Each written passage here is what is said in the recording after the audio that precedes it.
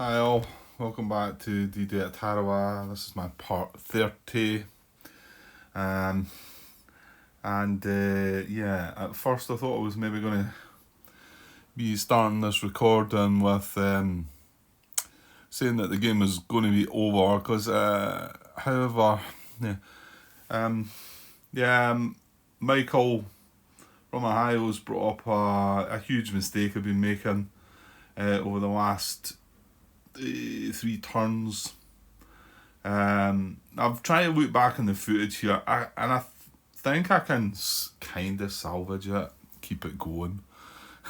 In some ways, I was hoping I would maybe not be able to do that and just like wrap the game up, but that does seem a shame as well. I mean, I have got to the extended game. Well, yeah, this could maybe be argued if I have or not. Right. So what is the mistake? The mistake is has been this command post, and yeah, he pointed out that he thought that when this was in a field of fire of undisrupted, I want to say, Japanese unit. I think I had the rulebook open. I was looking at it myself. Yeah, 16.32, I think. A command post in the field of fire of a non-disrupted Japanese unit may not command US units. Okay. In such a situation, the command post's range marker retains its current position on the command track, but its range may not be increased. So, well, two things have happened. I've clearly been ignoring that. If you recall, this tank was sitting here for quite some time. Just starting to wonder if that might have gone back even further. He's just pointed that out in part 25, when we've got the tank sitting there, the Japanese tank with a depth marker, and I'm just remembering back to, well, hang on, no, the purple position did not get to extend its fire into there, and the yellow did not as well. Okay, so I might have actually got away with that then. So all these actions that I've been having up here to attack this tank, etc., he was not able to command at all while that tank was sitting there. So you could not give out free actions. Okay, that's that's the biggest bit, and that's the bit that's got the glitch that I can make a sort of fix to it, but it's not going to make me feel comfortable. But I'll explain it to you in a second, and we'll go ahead and do it just to keep the game going, I guess. Another thing was that it couldn't have moved up. Well, I've looked back in the footage, okay, and although that last turn we did not have a engineering HQ phase, so it didn't move because it was the night turn. The phases that we had, the turns that we were sitting in that Japanese tank's field of fire had moved it from 1 to 2 to 2 to 3. So I need to go back. That needs to go right back to there. Yep. That needs to go right back to there. Because I watched back the footage, and every time I moved it up, this tank was not disrupted, and it was sitting there, and we were sitting in this field of fire. So, and then of course when I realised that, I thought, we've attacked this tank, I used this, I was given free actions out. Well, the initial attack on the tank is the one that I'm not getting away with as such, and I'm going to have to sort of suggest this is what I did instead, right? It's difficult to show it back here. I'll try and make a comment on the video. I've replied to Michael's comment there, so hopefully people might realise that I've spotted that. And then I haven't released part 26, 27, 28 or 29 for that matter. This is part 30, so I haven't released them, so I'll watch them and I'll timestamp it when I see what should have happened, etc.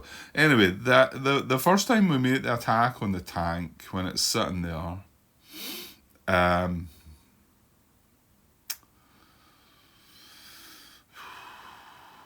just wondering the time before. No, because I must have been able to establish. Yeah, I must have been able to establish that. I would have noticed that. So that has got to be right. It's got to be sitting at 1.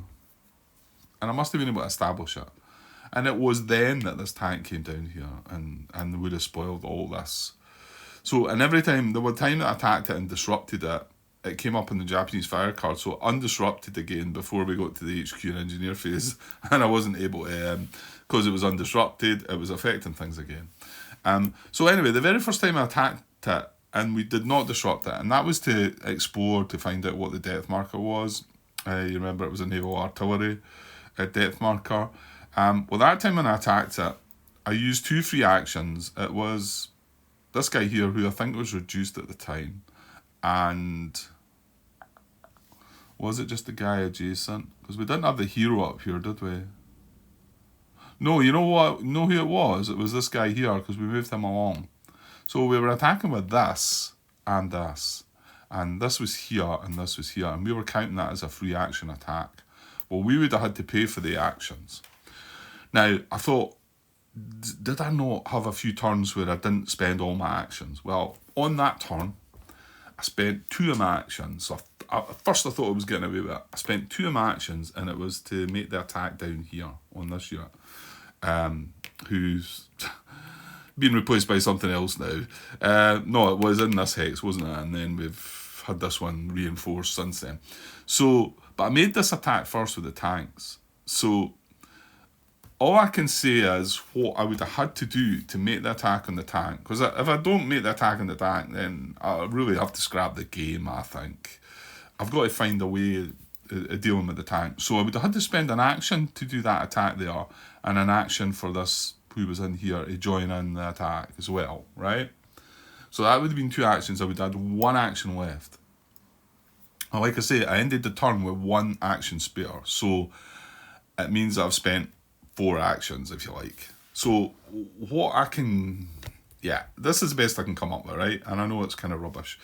The 2 units we had here, we had this guy who was 5 strength, and he was sitting on top of a 1 strength unit. Now, I gave that 1 strength unit an action to attack this position as well, and I gave this an action to attack. So if you see what I'm saying here, I would have had to spend 1 action there, 1 action there. That's 2. I've only got 1 left. So let's just say, okay, this is the best I can do, like I say. Let's just say I gave the other action that I had left to the 2 strength units that were sitting here to attack. I did not give the action for the unit underneath this hero to attack. He was 1 strength. We would have then had a strength, and the reason I wanted this guy that was underneath attacking at the time was the magic number was kind of 12, because the unit we had there was 2, but he was getting doubled because we were crossing the seawall, so he had a strength of 4. We estimated his depth marker to be a 2, which turned out to be 6. So the magic number we wanted there was 12. So we had 5, and then we had another 4 there, 9. Then we had the tank supporting it. It was further back, I think, at the time, for 11. And then what finished it off was the little 1 underneath to attack for 12. So this is like I say, this is the best I can do here, is suggest that we wouldn't, if I only had that 1 action left, right, and I'd done this was more important, I think, at the time. This was important too, but this tank was a pain, and yeah, it was. So this was more important, so I would have put the actions into this to do it. So I would have come down here, and I would only had 1 action left, and I would have had to say, right, I'm going to have to not attack with a little 1 underneath. We're going to have to hope we get lucky and get a 1 depth marker, which is actually what we get. And then we attack with 5, 6, 7, 8, 9, 10, 11. 11 against the 4 strength unit, who we then reveal the depth marker. We had the weapons, because we had the tank and the hero, wasn't it? And then we turn over the depth marker, and it's a 1 strength flamethrower, wasn't it? So we've got the weapons for that too. And remember, it wasn't just, although that unit, the 1-step unit that wouldn't be attacking had flamethrower, these 2 units, at least one of them had a flamethrower. I think they both had. They had the flamethrower too, so that wouldn't have spoiled it too. So that would have gave us 11 against 11 against 5, right? Because the unit was doubled, but the depth was not. So he was 2 plus 2 is 4, +1 for the depth is 5. We would have 11 against 5 with the weapons. We would have had the double result still, and the result would have still been the same. That's the best I can come up with. Main way to keep the game going. I know I didn't do that because I've made this mistake here, but you know, if you ask me right now, you know, is that what you would do? I think I would have still took the chance with doing that. I mean, what else would I have done? This guy was sitting. He was sitting there. He wasn't disrupted or anything. Yeah. Maybe it might have crossed my mind to maybe not try because we didn't have the 12 strength and wait to the next turn and just disrupt them instead. I think I talked about that fact, but I can't, because I've done all this now, I can't fix that any better than that. So I'm going to go with that. It leaves a sour taste, obviously, when these things happen, but if I'm going to keep the game going, then I've got to come up with some idea. And then after that, then I've just went back and watched the footage, and like I say, this should never have moved from 1, so I've put that back. But the attacks that we make after that, we then attack the tank after that and disrupt it, because we've got the full 10 strength available. I watched that back. We used no actions in that turn. We never used any of our actions at all. And I think it was only an attack of...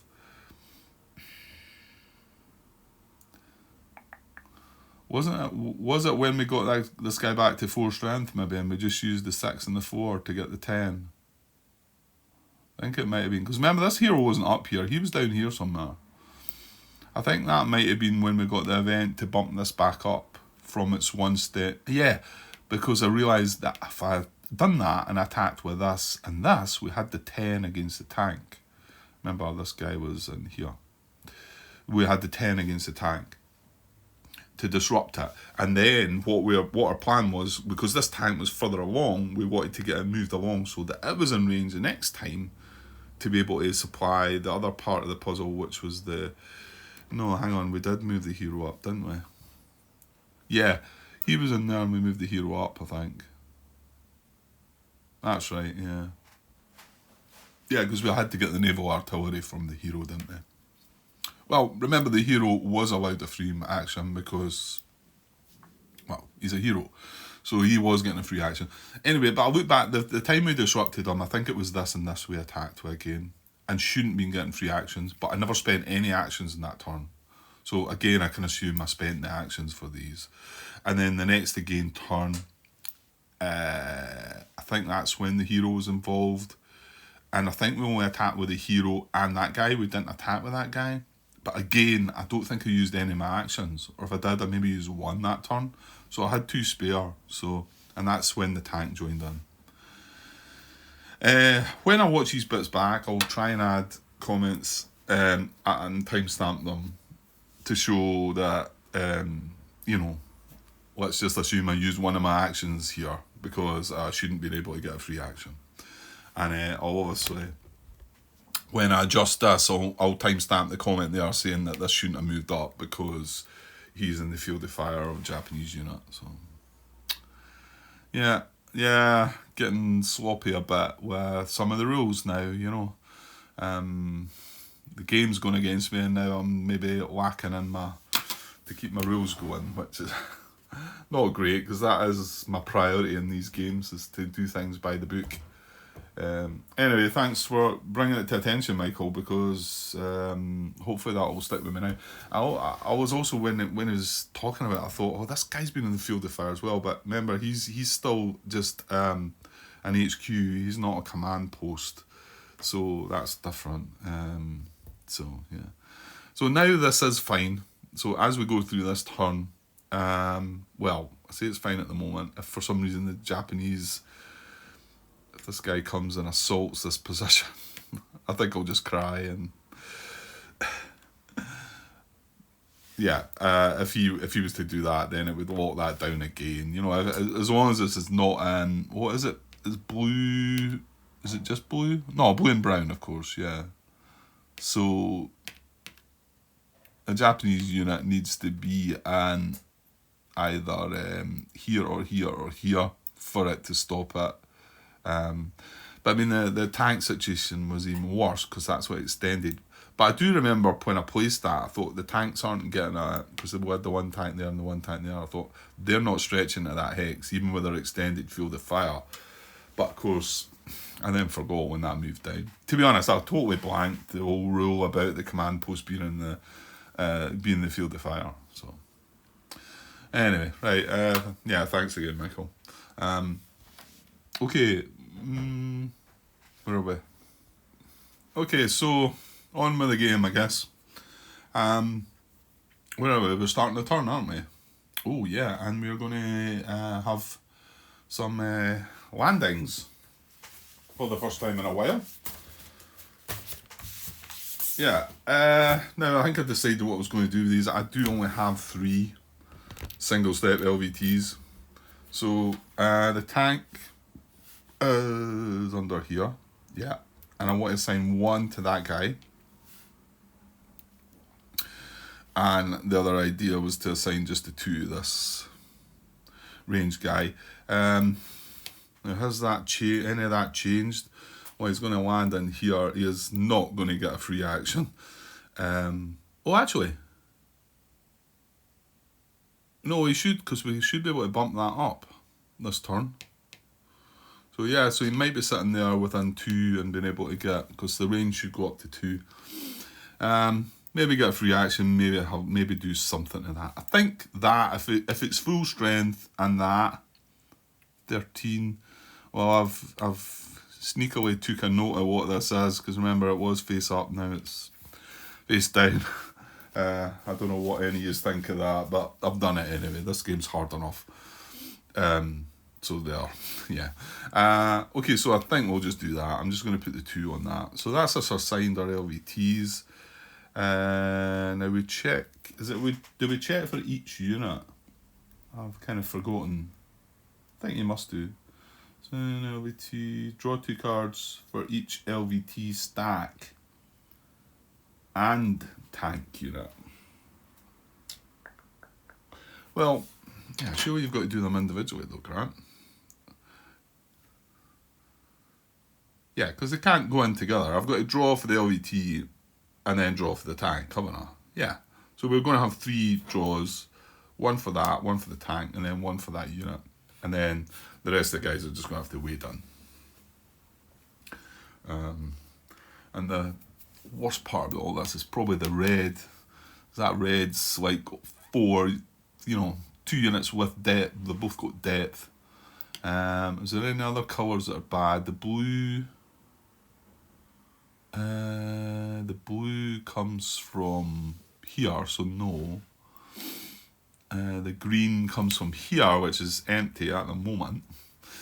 But yeah, we put that guy there to try and shut that off, didn't we? Yeah, we did. We took a chance with that because he's sitting in red. Yeah, I'd like to not see red coming up in the fire card, and in particular, not a circle.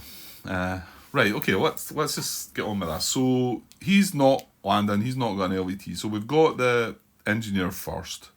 So let's draw for drift first. Now remember, these can pivot. I'm assuming that this, well actually I don't think I've not, this is the one that, yeah, I'm assuming, I think I talked about this before, that this could pivot as well, this hex. I've not got anything LVT wise in there anyway, but it just doesn't show the arrow. Right, so for this 1-step LVT that's carrying the 2-step engineer unit, does it drift? No drift. Ooh, look at that horrible thing. Let's put that away. Let's hope that we don't see another one of them. Right, so now he's not drifting. He's only 2 steps, remember. So he's landing. Oh, he's landing in land 1. Oh. No, that's not good, is it? Oh, wait a minute. I'm looking at the wrong bit. That's maybe okay. I think it's landing beside the... So, yeah, 4 steps in the unit. Well, it's only got 2. And the LVT is not hit as well. It's got 2. But we are going inland 1. So, yeah, so LVT gets set aside. He's fine. So he's coming in here. Well, I mean, he is landing, which is a good thing. That means we're going to get... So there's the beach, and he's going to go inland 1. That's fine.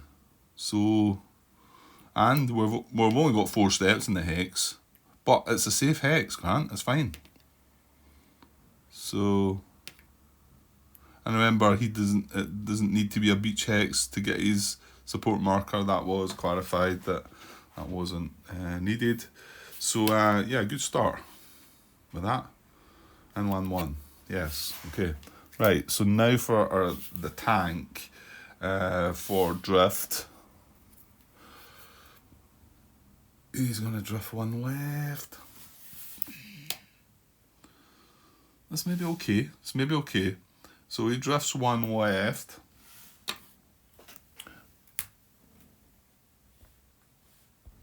Right, here's the big one though. Right, so we're looking just at the L result this time. Well, and where it's going to land, but the L result's the important bit. We want to see 2 dots beside that. Oh, you're having a laugh.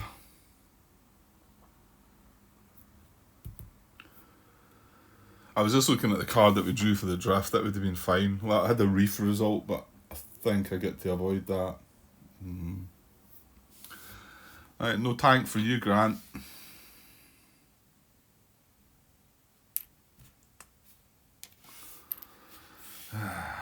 The brutality continues.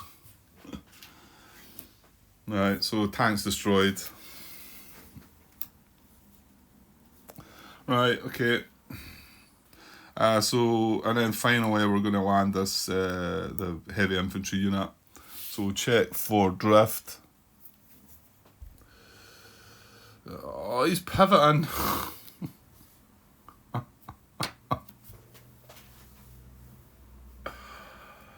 Oh, man. There's not any rule about once you get further in the game you can ignore that, is there? You would have thought there might have been that. Pivot right.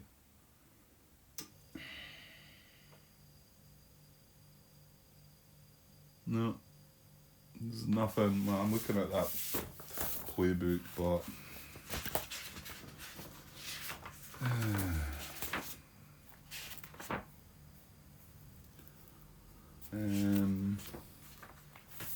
Pivot right, pivot the LVT stack in place so that it faces the next hex side to the right. Pivot right result applies only to LVT stacks approaching red 2 beach. For all others, treat this result as no drift. Yeah, it doesn't differentiate between turns. It's still going to happen.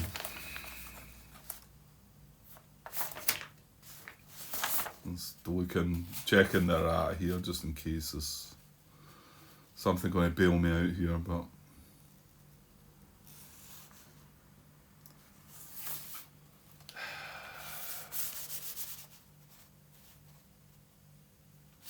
no, not that I know of.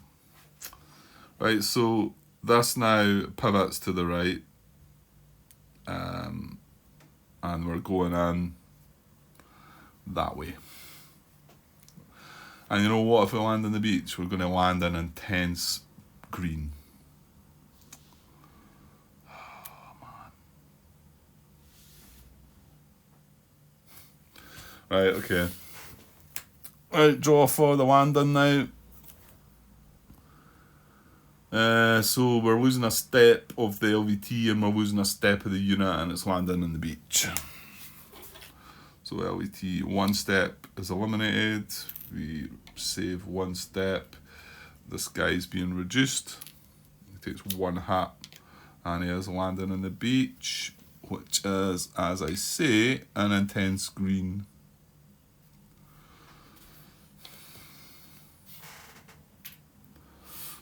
Right, there we go.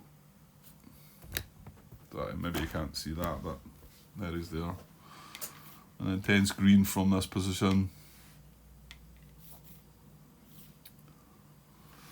And I didn't need him across. Well, I didn't want him across there, did I?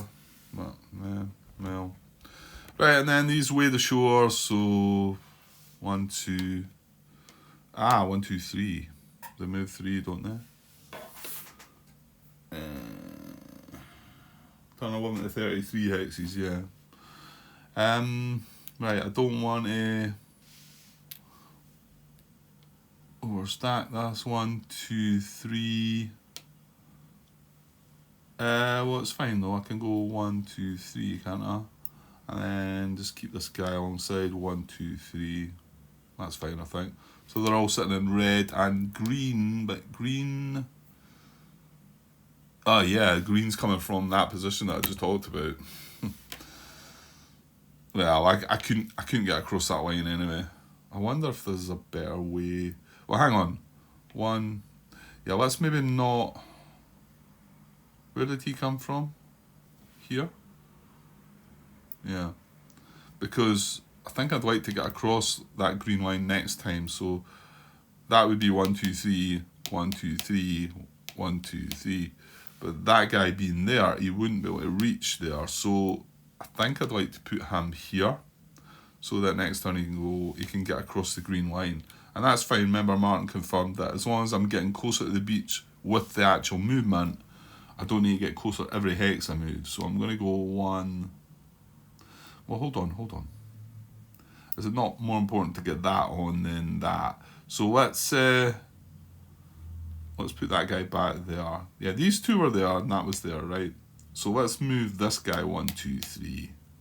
And then let's just move that up behind. That's better. And then he'll be able to go 1, 2, 3 and get in there. So will he. And yeah, everybody's happy.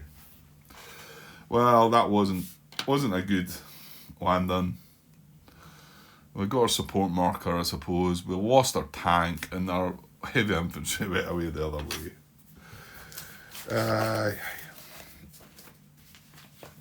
Right, that's just how it goes.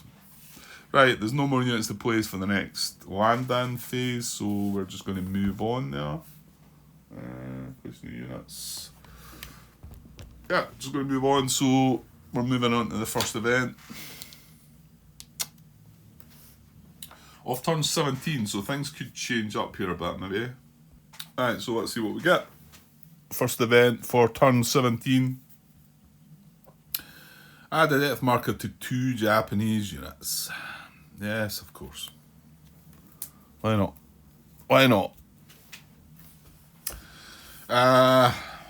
Right, well, yeah, I think we're going inland now because most of them have got depth. He's got depth. This guy's not, he's within 2. So I think he's a definite actually. We can, because even over there, this has got depth, this has got depth. You might not be able to see on the camera, but they have. This one's 3 away, so we might come back and revisit him. These have all got depth here, these 4. This one does not, or that one, but this one is 1, 2, 3 away as well. So that's 2 that are 3 away.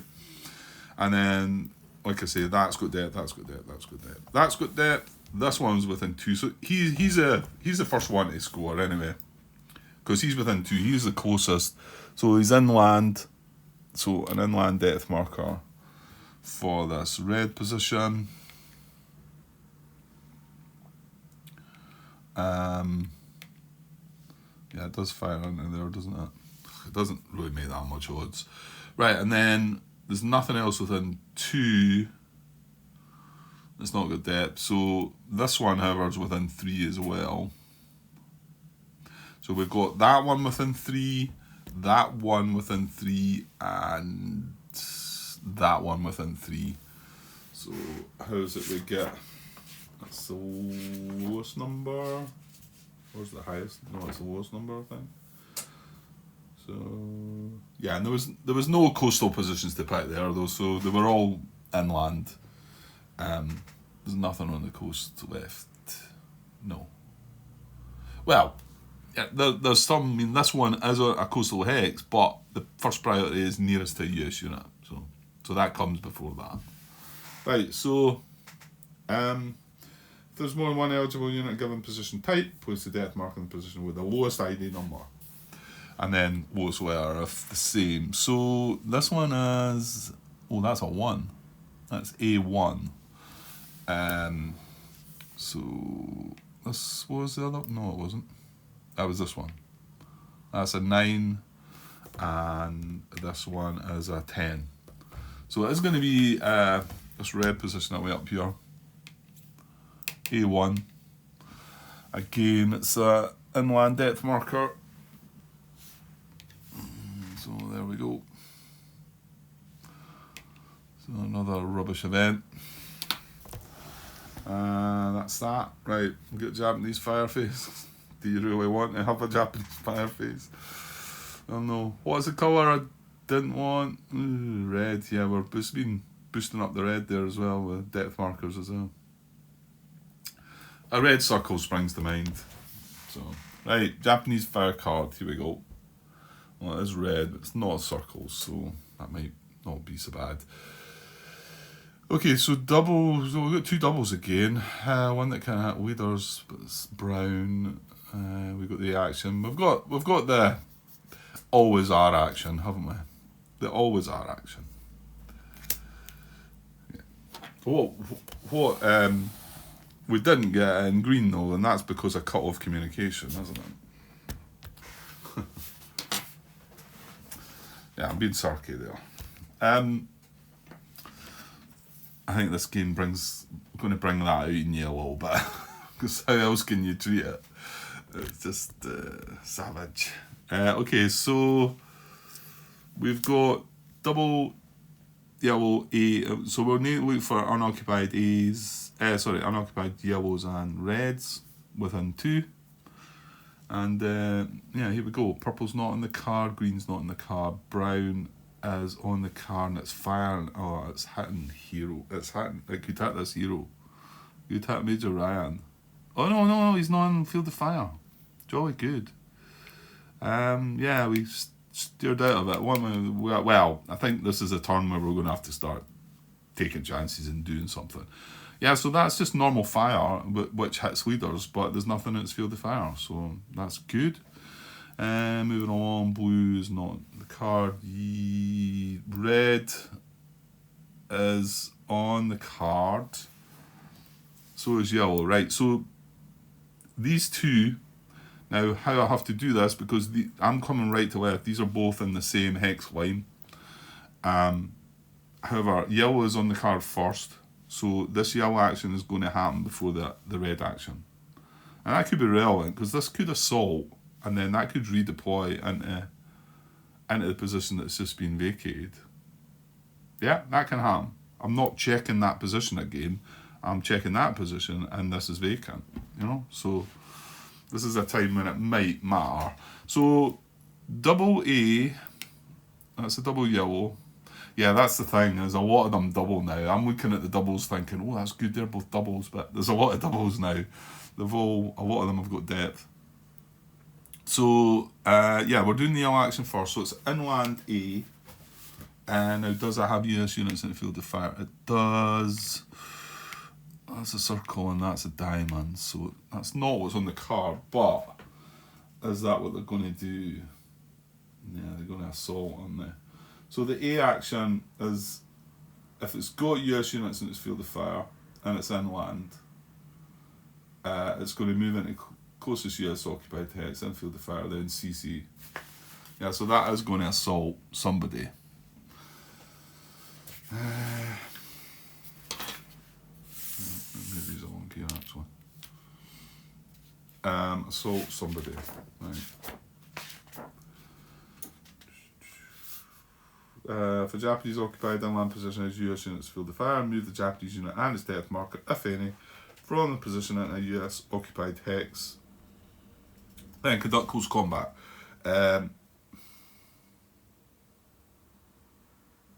If more than one US unit is in the position's field of fire, right? So we've got the tank is, and then this guy is. That's it, isn't it? Oh, that's what I didn't want firing. Green. Well, that's good. That's not in the card. Yeah, that's handy there. Right, so we do have two candidates here. This tank or this guy.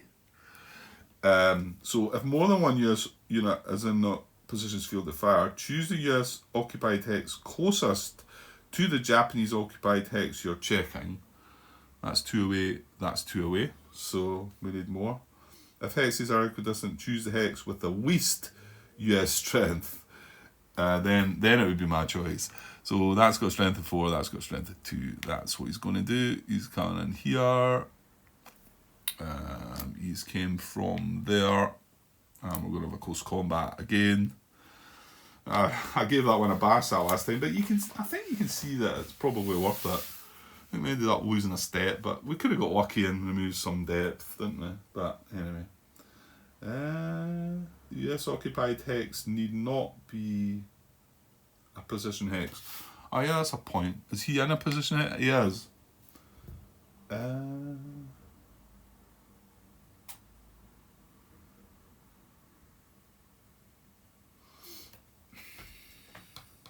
How do you decide the colour then? In that case.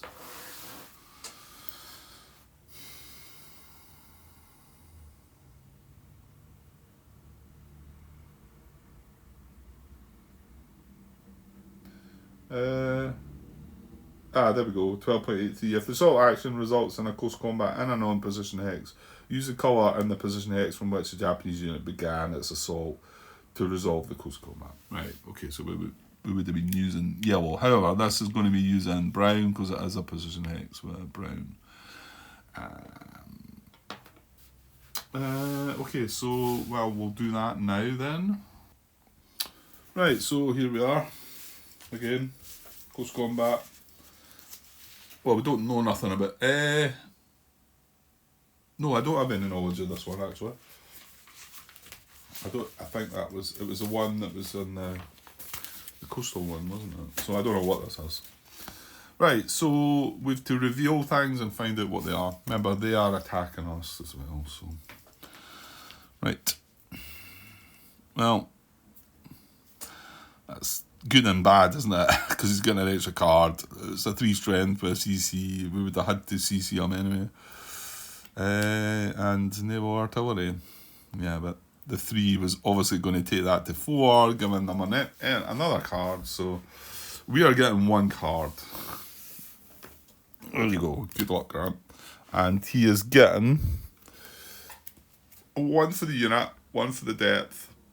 That's 2. 1 because they're attacking, that's 3. 1 because they've got 4 strength, that's 4. And 1 for the CC on the unit, that's 5. 2, 3, 4, 5. Yeah, I don't think you mess with this one. 5 against 1. Well, we might not even get a shot, really. So the battle was taking place in brown.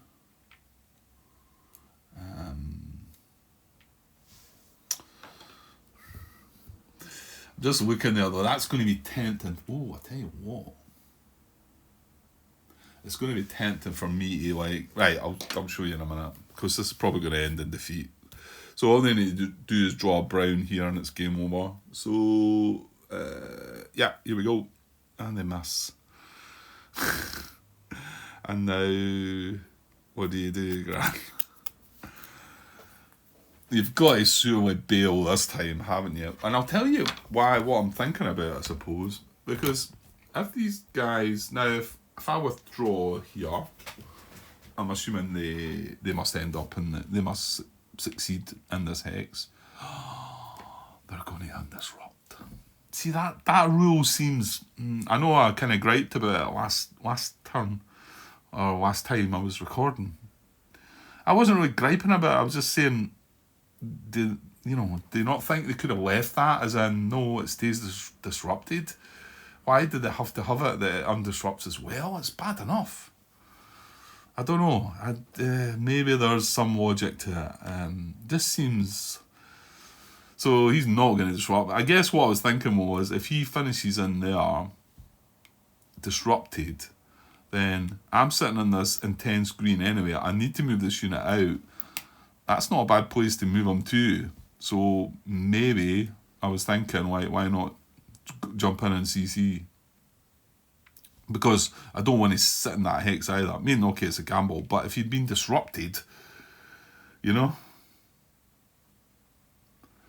Yeah,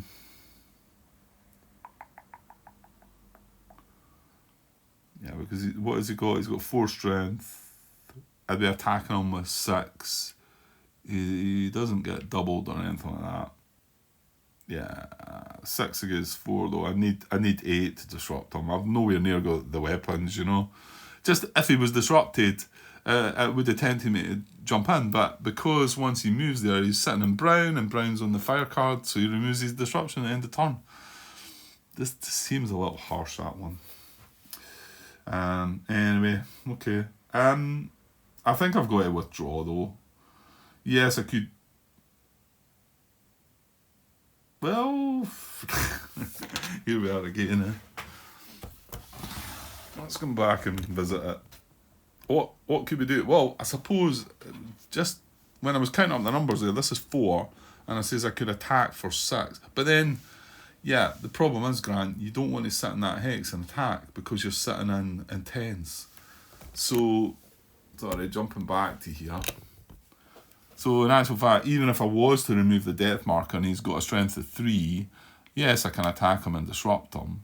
But then I'm sitting in this intense green. So I really want to move out of there. And I'll tell you what, where am I moving to? That's intense green as well, so I can only move there and stop. Or I can move there and take a attrition, but I'm moving into intense brown. There's just nothing. No breaks. I'm not getting breaks here at all. That's starting to make me think I should just try and take this on and get rid of the depth marker and then go into CC on that guy, even if he is undisrupted. Because I've nowhere to go.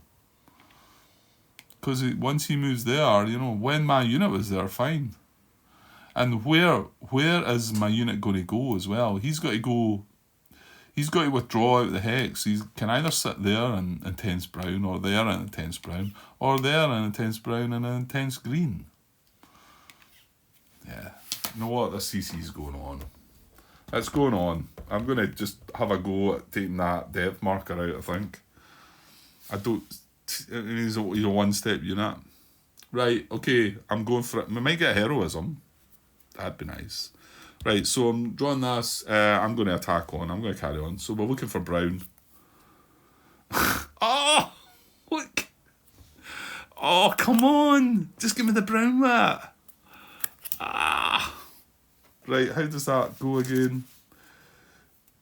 If you just give me the brown mat, then we're fine. Add a card to the pile of the side revealing this card and remove a card from this enemy pile.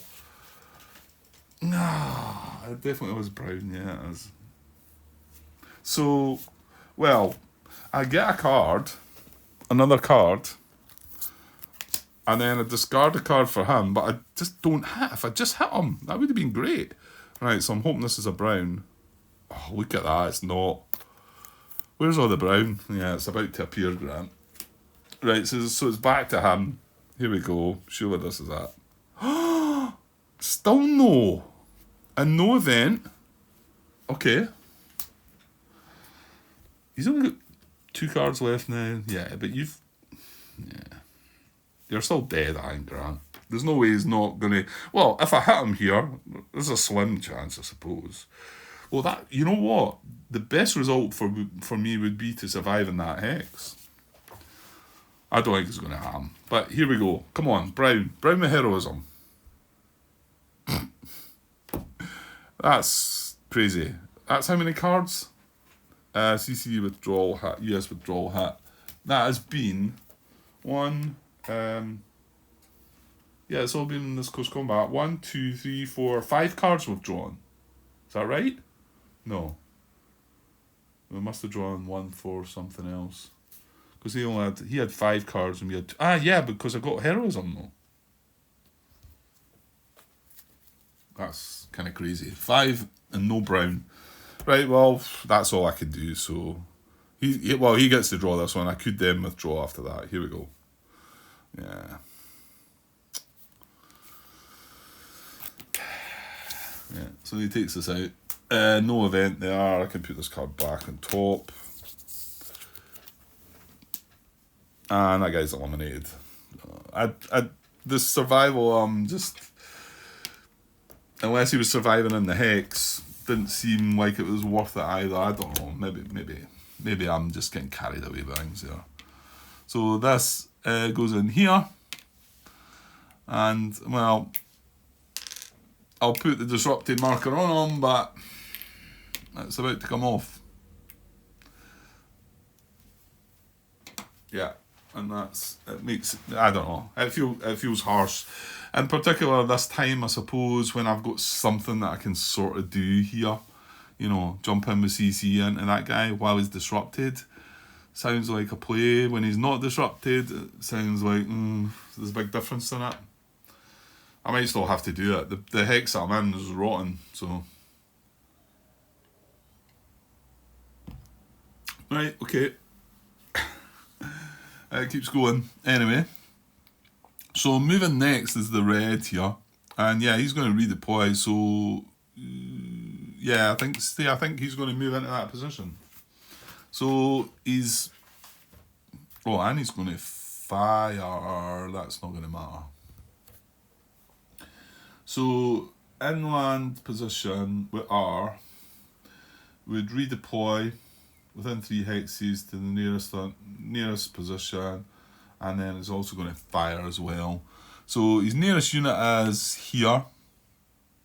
So if he moves there, that's still 3 away. If he moves there, that's 2 away. So that's where he's going to go. So you can see if we'd done the colours the other way about, that would have made a difference. But that's why they're set to do it that way. So he then fires in yellow. Right, that yellow comes from there. That intense yellow is from there, not from there.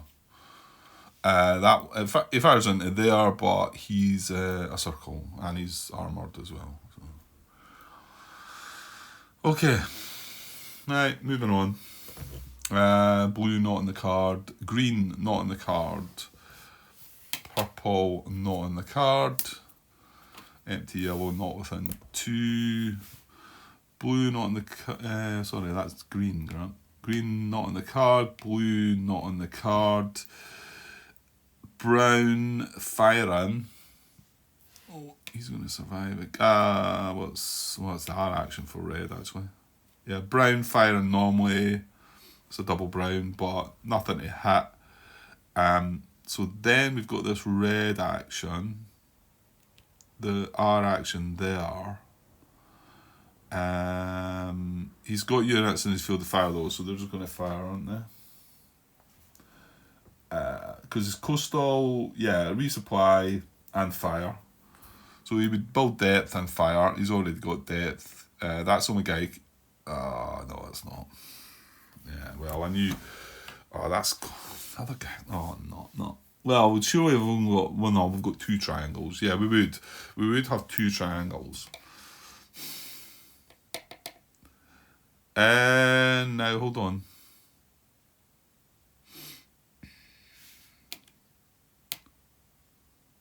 No, green didn't activate. Right, so it's red and green. So yeah, this will fire and be able to hit the first position, but this is still one position, and I'm pretty sure, yeah, this is one position, Grant. I don't really think you need to look at this, but as usual, I'm looking at it. Your units, no. Number of US units Japanese position may hit. No, it's not that. Losses from Japanese fire. Number of US units that may be hit by Japanese position or by a Japanese position or position group conducting regular fires increased by 1. For example, 1 unit fire may hit. Yeah, okay. This increase does not apply to mortar and artillery fire. Okay. A US unit may lose more than 1 step in a single Japanese fire phase when hit by fire from more than 1 Japanese position. Doesn't say position X's, so I figured that was the case. So these can only dish out, although they can dish out 5. I think it has 5 hits. It's not, yeah, because it's all position. Yeah, 5. I think Martin had to correct me on that at one point. So although this can dish out 5 points, it can only hit the unit once. So it's hitting that guy first, and then it's hitting that guy because they're the two triangles. Yeah. Okay. Well, no, it's not okay, but right, and then, well, actually, no, to be honest, Grant, yellow's on the card first because we've got the same situation there where they're both as far right. So this double yellow wants to carry out the A action. Do we have US units in this field of fire? No, we do not. That might be artillery then. That is inland. Inland A. Oh no, he's going to assault as well. Where's the artillery come from? It's just coastal positions. That's what it is. So inland A, no US units in field of fire. Yeah, it's slightly different, this one, isn't it? No.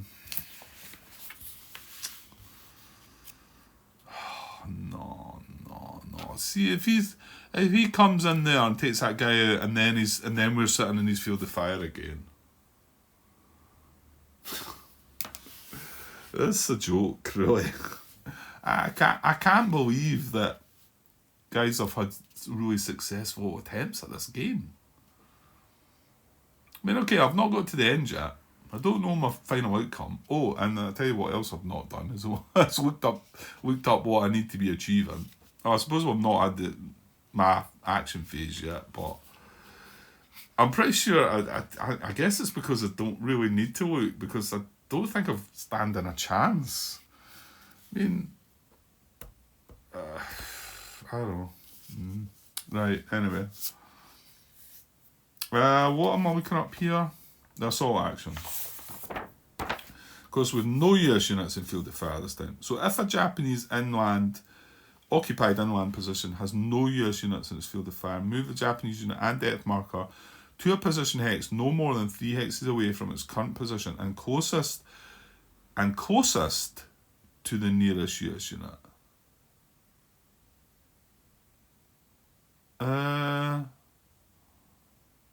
Yeah, okay. Right, so this isn't targeting. The unit may move in an unoccupied or US occupied position hex. If in a US occupied position hex, conduct close combat. Right, hang on here.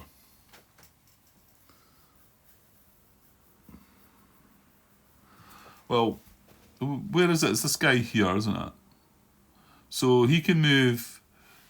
Well, no, this is not a position hex, but that is. Yeah, he needs to be moving to a position hex, Grant. No more than 3 hexes away. So yeah, he's going to go here or here, isn't he? So 1, 2, 3, and this is the smallest strength. This is where he's going to go. That's just wrong. So you can go here or here.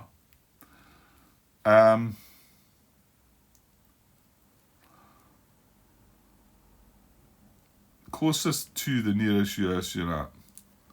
Well, his nearest. Well, hold on here. If we're looking at his nearest US unit right now, this is 3 away, this is 3 away, this is only 2 away. I don't really think this matters at the moment, because I think he needs to be able to move to a position hex, Grant. And these aren't occupied. If these were unoccupied, this possibly would be his target. The unit may move into an unoccupied or US occupied position hex. If entering a US occupied position hex, conduct close combat. 2 or more eligible positions are equidistant from the nearest US unit. Move to the position closest to the Japanese unit's current position. Then you choose. Ooh, we're not getting that strength one here then. So if 2 or more eligible positions are equidistant, move to the position closest to the Japanese unit's current position, then you choose. So that would be 3 away and that would be 3 away from his current position. So these are the same. So it does mean I'm getting to choose. I mean, one's only slightly better than the other. I mean, I'm getting to draw 2 cards from this one, but it's still doing horrible things. So, Right, hang on though. This one's brown. I tell you what, this one's brown, this one's blue. And if he moves in there, he's not getting to undisrupt. So maybe I should just pick that based on that.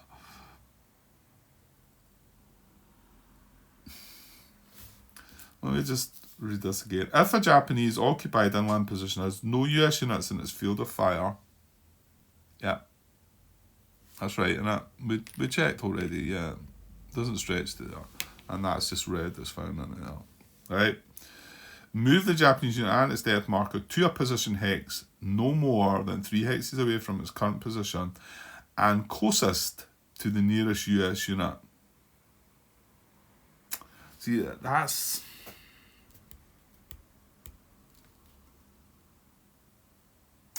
I think I'm going to need help with that. Is there any errata or clarification on that? 12.8.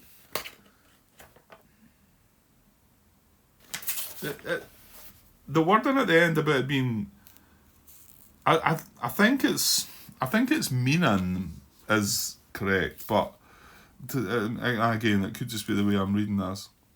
No more than 3 hexes away from its current position and closest to the nearest US unit. Closest to the nearest US unit.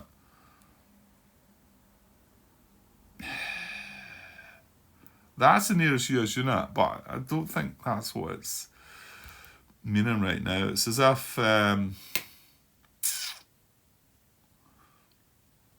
let's just try and I think what that's meaning.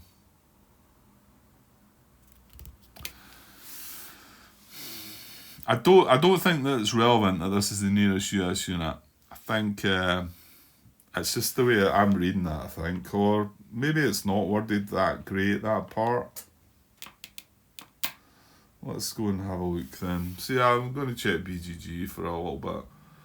I ended up find myself asking a question there. I mean, my initial look on this would be that it needs to be moving to a position hex. So, and even though this is his closest target, this is not a position hex.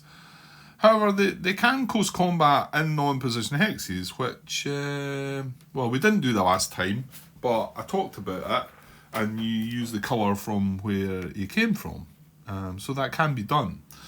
But I would initially thought in this position, like I say, that it would be one of these two that he's going to move into. And I was almost about to just do that. And it's just when I'm reading that bit about being closest to and this guy here, I'm thinking, you know, for instance, see if this had been vacant, this hex here, would he have moved into that empty position hex that was closest to that? I think he would have done that, but because he's not got anywhere he can move to, I mean, he can go and just assault the guy though. And if this was in yellow field of fire, that's what would happen, isn't it? Yeah, that's what would happen, and then you would carry out the assault action in a non-position hex using the colour of where the unit came from. But this is not in the field of fire, and yeah, I'm just not sure. So I've tried to pop a question out there. I don't know if it's coming across understandable. I'll try to give an example of this situation. I haven't mentioned the fact that there's this and this. I've just mentioned the fact that would he come and assault this, or would he want to move into a position hex specifically and come and assault this, or one of these two. I didn't say there was two of them, but this is closer, these are further away. I don't know. So, well, we're at an hour there. Yeah, I'm not quite through the fire phase though, am I? And yeah, we've got yellow down here, we've got red in here with the R action. We've got brown across, brown across here. This has moved into blue now, that's fine. So there's still a bit more to do, but yeah, I think I'll maybe just pause this. I do need to go and get some food, but I'm not so sure I'm going to get back tonight though. Well, that's still another part, Grant. You could just leave it at that. So what I'm going to do is mark a little red cube on top of that to say that's where we're at. Canning out the A action. We've done with the red. We dealt with them. They just done, well, they fired in the water. They did get a couple of hits. So we're just trying to decide how this assault works. Like I say, I was almost about to say, right, I'm going. It looked like it was my choice between these two, and I was going to pick that one. For mainly the reason that he wasn't going to get to undisrupt if he happened to finish this guy off. And then maybe we could chuck stuff in on him while he's disrupted and take him out again. But if he wins this close combat in here, again, it shuts down our command post. Again, it doesn't get to move up its range, and it doesn't get to command everybody.